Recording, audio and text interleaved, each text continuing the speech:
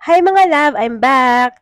So, walang pasok today, kaya nag-decide kami ng mga high school friends ko from St. Francis of Assisi na mag-meet dito sa ATC Alabang Coffee Bean.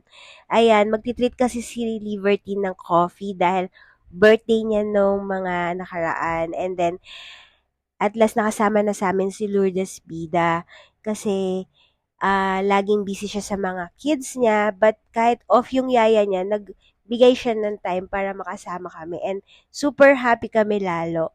Sana next time makasama pa yung ibang friends namin. And then we're waiting for Rare and Sari kasi meron pang work si Rare. Kaya na-late silang dumating.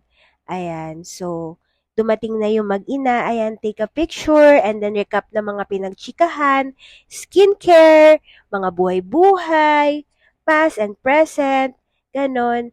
And minsan-minsan lang kami magkita-kita pero sobrang sinusulit talaga namin. Ang sarap nila kasama mga love kasi bukod sa may matututunan ka na, alam mo yon, and then marirelax ka talaga silang kausap. And ito nga pala yung Coffee Bean. Walang masyadong tao that time. Dumating nga pala si Champ from Hale. Kasi neighbor nila yan sa Ayala, Alabang. At yan, we're going to Northgate Bagwings na. At ito nga palang ATC. Gabi na yan, magko-close ng ATC that time. At nakakita kami ng dog. Pag nakakita talaga ako ng dog, mga love, kinikilig talaga ako. Kaya ayan, binidyohan ko pa tong doggy na to. At saka, dito sa ATC, mafe-feel mo na talaga na Vermont na kasi ayan na yung mga lights nila. Ang cute na mga lights, nakaka-relax tignan.